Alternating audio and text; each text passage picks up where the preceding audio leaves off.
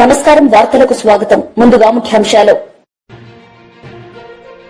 Vizag public meeting లో ముఖ్య అతిథిగా హాజరైన ప్రధానమంత్రి నరేంద్ర మోడీ ఈ సందర్భంగా ప్రసంగం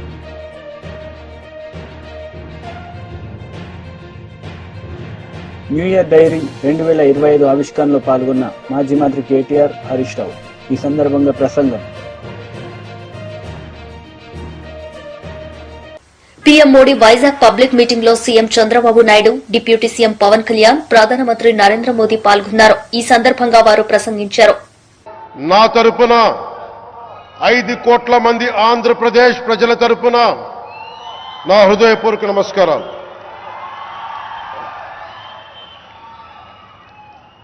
విద్యార్థి నాయకుడిగా రాజకీయాల్లో ప్రవేశించి రెవెన్యూ మంత్రిగా ఆర్థిక మంత్రిగా మొదలై తెలుగుదేశంకి రథసారథి అయి 4వసారి ముఖ్యమంత్రి అయి తెలుగు ప్రజల్ని అభివృద్ధి పదంలో నడిపిస్తున్న దార్శనికులు రాజకీయ ఉద్దండులు గౌరవ ముఖ్యమంత్రి శ్రీ నారా చంద్రబాబు నాయుడు గారికి నా హృదయపూర్వక నమస్కారాలు.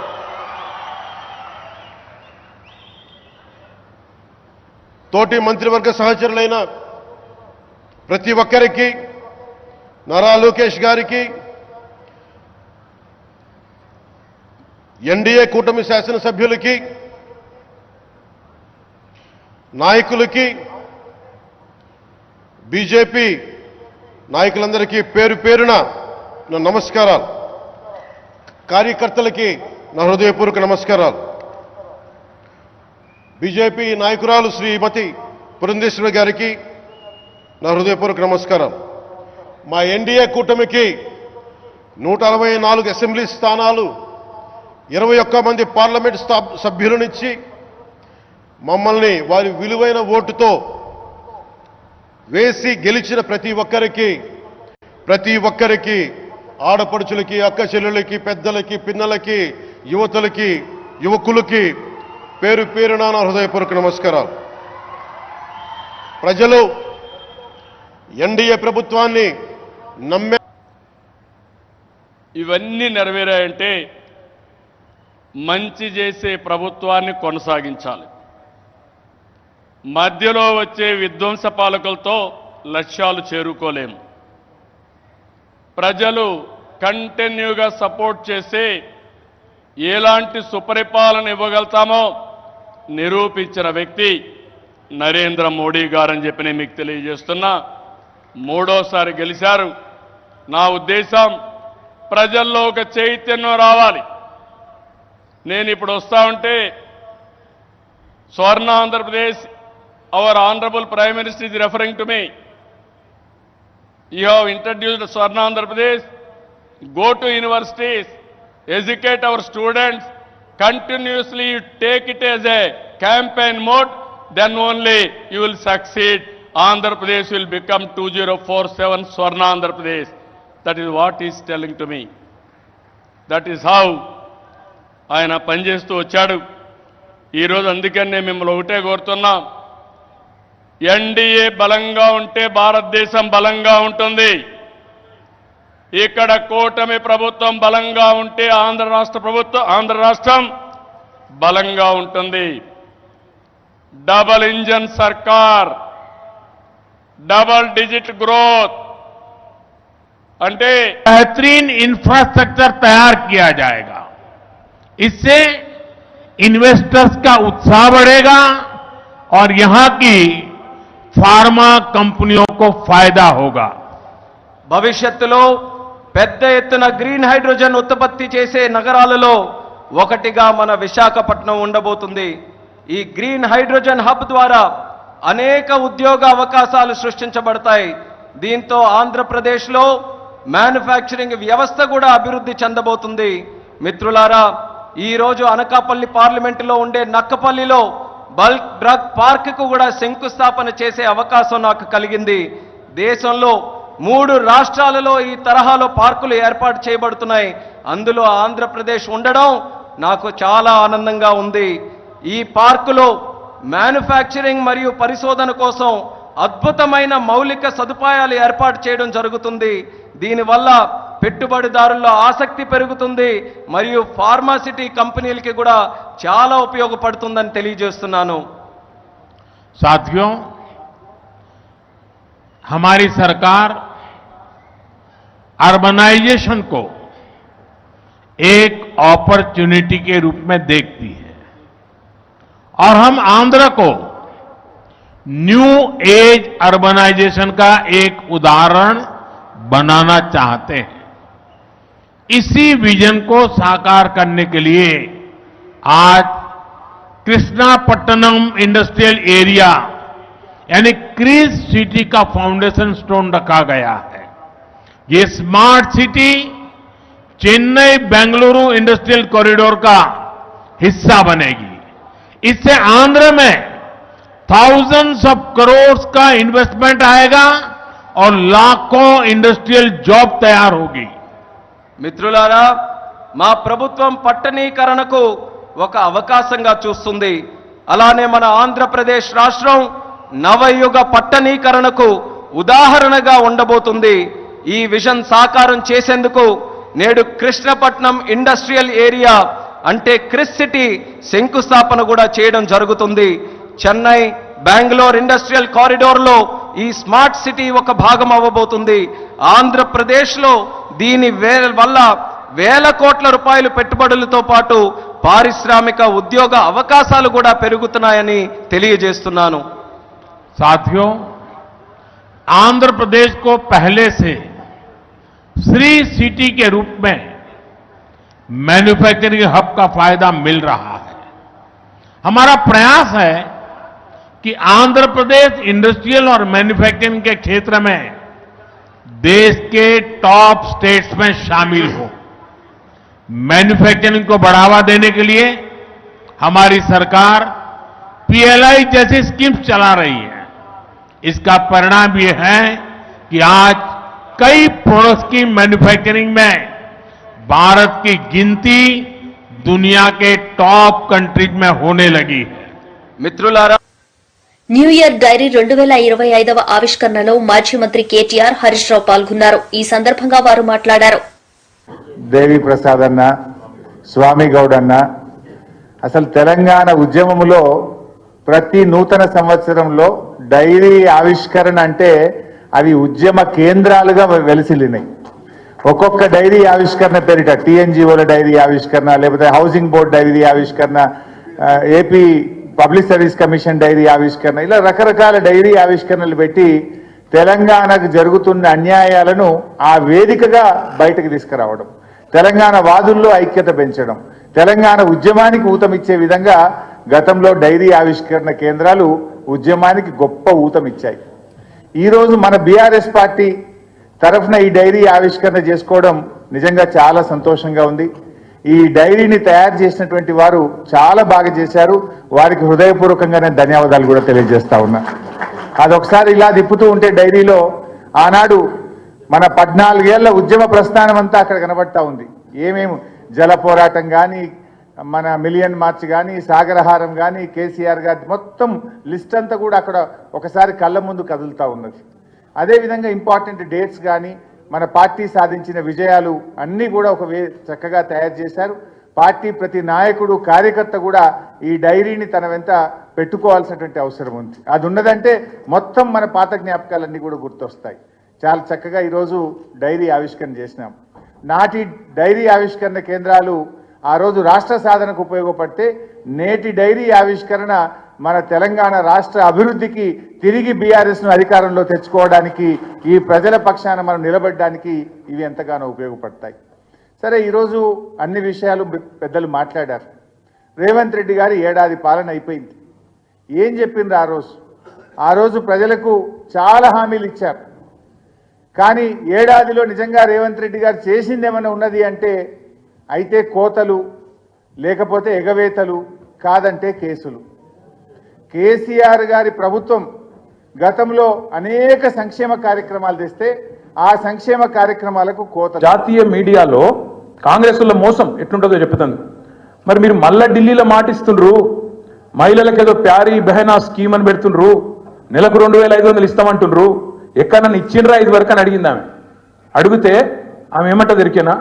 తెలంగాణలో 90 లక్షల మంది ఆడబిడ్డలకు నెలకు 2,500 మా ప్రభుత్వం ఇస్తున్నది, నెలకు టంచంగా ఇస్తున్నదని ఆడ గంటాపదంగా మోసం చేస్తూ అబద్ధాలు చెప్తా ఉన్నారు.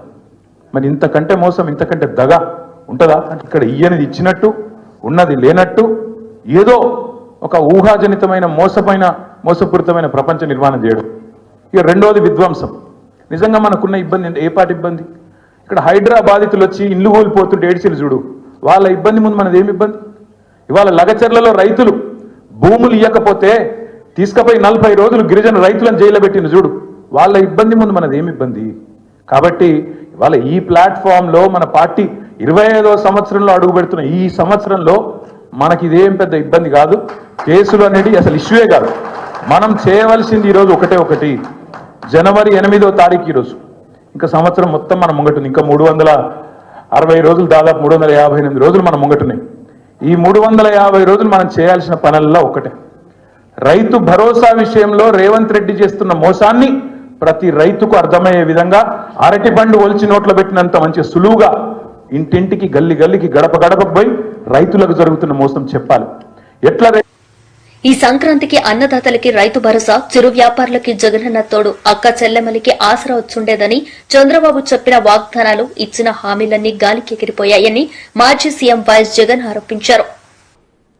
అందరితో ఆగల. ఆ ఇంట్లో ఎవరు కనపడినా సరే, ఆ ఇంట్లో ఆ తల్లుల పెద్దమ్మలు, ఆ తల్లుల అత్తలు, వాళ్ళు బయటకు వస్తే చాలు, నీకు 48,000, నీకు 48,000, నీకు 48,000. అంతటితో కూడా ఆగల. ఆ ఇంట్లో నుంచి ఒక 20 ఏళ్ల పిల్లోడు అలా నడుచుకుంటూ బయటకు వస్తూ కనిపిస్తే చాలు, నీకు కూడా 36,000, 36,000, 36,000 అన్న మొదలుపెట్టారు. అంతటితో కూడా రాగల. ఇంట్లో నుంచి ఎవరైనా రైతుగా కనిపించాడంటే, ఒక కండువా వేసుకుని పెద్ద మనిషి ఎవరైనా కనిపించారంటే, నీకు 20,000, నీకు 20,000, నీకు 20,000 అని స్టార్ట్. ఇలా ఇంట్లో ఎవరు కనపడినా, ఏ సైజులో కనపడినా, ఈ సైజు నుంచి ఈ సైజు దాకా ఎవరు కనపడినా కూడా ఇంట్లో 15,000 నుంచి మొదలు పెడితే 48,000 దాకా ప్రతి ఒక్కరికి నీకు నీకు నీకు నీకు అని చెప్పుకుంటూ వచ్చారు. కానీ వైఎస్ఆర్సీపీ లీడర్ వెన్నపూస రవీంద్రారెడ్డి ప్రెస్ మీట్ నిర్వహించారు. ఈ సందర్భంగా ఆయన మాట్లాడారు. పదవి నుంచి తొలగించి ఆ స్థానంలో ఏ రకమైనటువంటి అర్హత లేకున్నటువంటి ఫీల్డ్ అసిస్టెంట్ ఉండాలంటే కనీస అర్హత 25 రోజులు పనిదినం చేసిండల్లా. అదేవిధంగా ఆ సర్పంచ్ తీర్మానం చేస్తేనే అతను ఫీల్డ్ అసిస్టెంట్గా కొనసాగడానికి అవకాశం ఉంటుంది. ఈరోజు అన్ని అర్హతలు ఉన్నటువంటి వాళ్ళందరినీ కూడా ఈ ప్రభుత్వం ఎక్కుతానే వాళ్ళందరినీ కూడా నిర్దాక్షిణ్యంగా తొలగించి ఏ అర్హత లేనటువంటి వ్యక్తులందరినీ కూడా ఈ రాష్ట్రంలో తెలుగుదేశం పార్టీ వందమాదిగలందరినీ కూడా ఈరోజు ఫీల్డ్ అసిస్టెంట్లుగా కూర్చోబెట్టినటువంటి చరిత్ర ఈ ప్రభుత్వానికి దక్కుతుందని చెప్పి కూడా ఈ సందర్భంగా తెలియజేస్తా ఉన్నా. అదేవిధంగా పవన్ కళ్యాణ్ గారి రాష్ట్రంలో డిప్యూటీ సీఎం పంచాయతీరాజ్ మినిస్టర్ అయిన తర్వాత ఆగస్టు 15వ తేదీ ఇండిపెండెన్స్ డేను పెద్ద ఎత్తున జరుపుకోండి, ప్రతి పంచాయతీకి కూడా 10,000 రూపాయలు ఇస్తామని చెప్పి పెద్ద ఎత్తున ఆర్భాటంతో ప్రకటించినటువంటి పవన్ కళ్యాణ్ ఈ రాష్ట్రంలో ఎక్కడైనా ఏ ఒక్క పంచాయతీకైనా 10 రూపాయలు ఇచ్చినటువంటి చరిత్ర ఉందా? నీకు నిజంగానే చిత్తశుద్ధి ఉంటే, నువ్వు మాట్లాడినటువంటి మాటలు నిజమైతే నీకు రాష్ట్రంలో ఏ ఒక్క పంచాయతీకైనా 10,000 రూపాయలు వేసామని చెప్పి నువ్వు చూపించగలుగుతావా అని చెప్పి ఈరోజు వైఎస్ఆర్ కాంగ్రెస్ పార్టీ పక్షాన పంచాయతీరాజ్ విభాగం తరఫున ఈరోజు పవన్ కళ్యాణ్ని మేము ప్రశ్నిస్తూ ఉన్నాం. అదేవిధంగా మీరు కేంద్ర ప్రభుత్వం ఇచ్చినటువంటి 2 విడతలుగా దాదాపు 1,800 కోట్ల రూపాయలు ఈ రాష్ట్రానికి వస్తే ఏదో పెద్ద ఘనకార్యం సాధించినట్టుగా పర్ క్యాపిటా ఈరోజు దేశంలో ఉన్నటువంటి అన్ని రాష్ట్రాలకు ఏ పద్ధతి, ఏ సమాన ప్రపోర్షనేట్గా ఎట్లయితే వస్తుందో ఈ రాష్ట్రానికి కూడా ఆ రకంగా వస్తే దాన్ని ఏదో పెద్దగా మీరు సాధించినట్లుగా నువ్వు చంద్రబాబు నాయుడు పెద్ద ఎత్తున బజానా కొట్టుకొని తిరిగితే నిజంగానే మీకు ఈ రాష్ట్రం పట్ల, నిజంగానే పంచాయతీరాజ్ వ్యవస్థ పట్ల, నిజంగానే గ్రామాల అభివృద్ధి పట్ల చిత్తశుద్ధి ఉంటే ఈరోజు 15th ఫైనాన్స్ కమిషన్కు అదనంగా మీరు ఈ రాష్ట్రానికి ₹1 తీసుకొచ్చినటువంటి చరిత్ర ఈరోజు తెలుగుదేశం ఈ కూటమికి ఉంది అని చెప్పి కూడా ఈ సందర్భంగా నేను ప్రశ్నిస్తా ఉన్నా. అంతేకాకుండా ఈరోజు ఎన్ఆర్ఈజీఎస్ వర్కుల్ని ఈరోజు ఎక్కడ కూడా గ్రామాల్లో సర్పంచులకు సంబంధం లేకుండా, గ్రామ సభలకు సంబంధం లేకోకుండా సర్పంచులు యొక్క పాలక వర్గం తీర్మానాలు లేకోకుండా కేవలం ఎమ్మెల్యేలు రికమెండ్ చేశారని చెప్పి పెద్ద ఎత్తున నిధులన్నింటినీ కూడా ఈరోజు దుర్వినియోగం పడిచేటువంటి పందాలో ఈరోజు తెలుగుదేశం పార్టీ ముందుకు పోతాంది ఇక కూటమి ప్రభుత్వం అని చెప్పి ఈ సందర్భంగా నేను ప్రశ్నిస్తా ఉన్నా.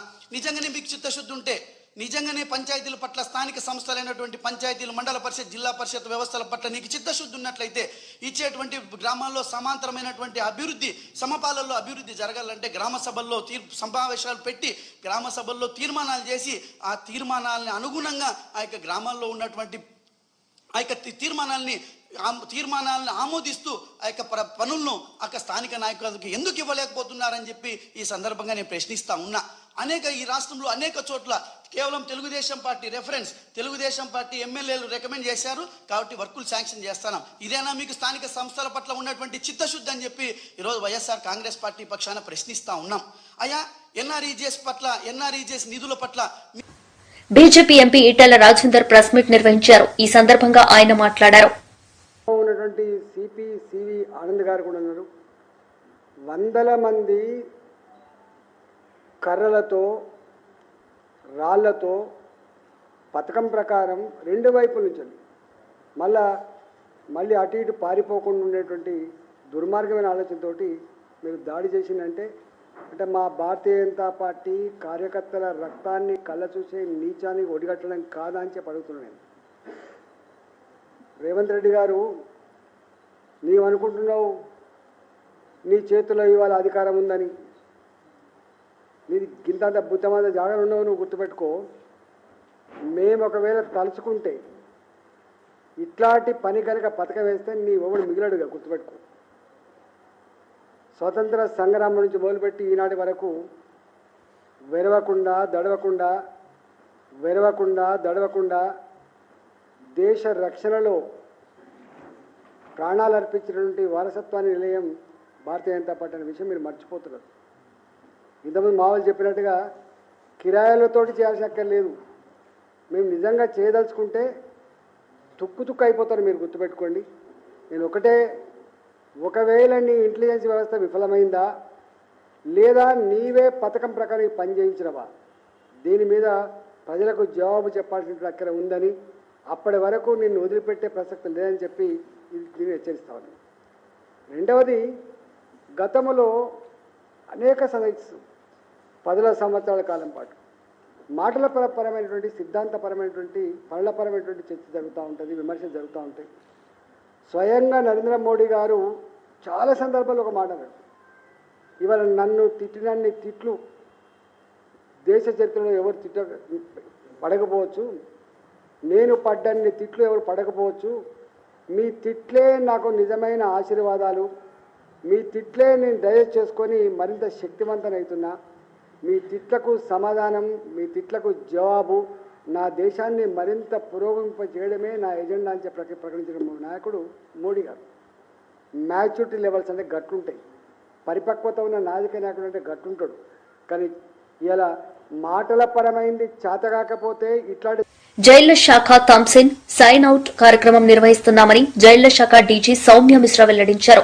జైలు శాఖ వార్షిక నివేదికను ఆమె విడుదల చేశారు.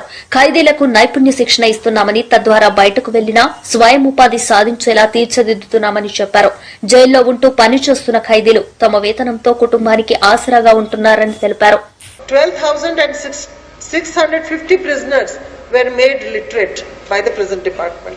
ఇప్పుడు వరకు మేము 552 prisoners కు లోన్స్ ఇచ్చాము prison department నుంచి, and around 1,73,08,500 rupees pay చేసాము.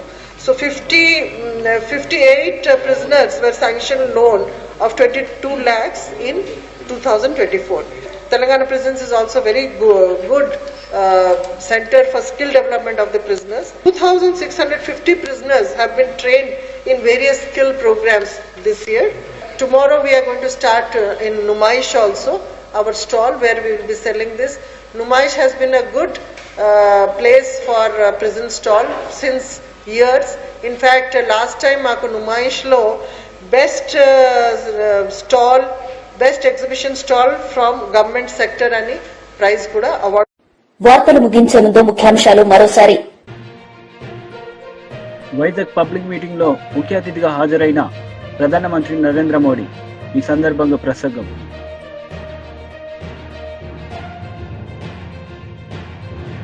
న్యూ ఇయర్ డైరీ 2025 ఆవిష్కరణలో పాల్గొన్న మాజీ మంత్రి కేటీఆర్, హరీష్ రావు ఈ సందర్భంగా ప్రసంగం. ఈ వార్తలు ఇంతటితో సమాప్తం. తిరిగి ప్రసారమయ్యే వార్తల్లో మళ్లీ కలుద్దాం. అంతవరకు సెలవు. నమస్తే.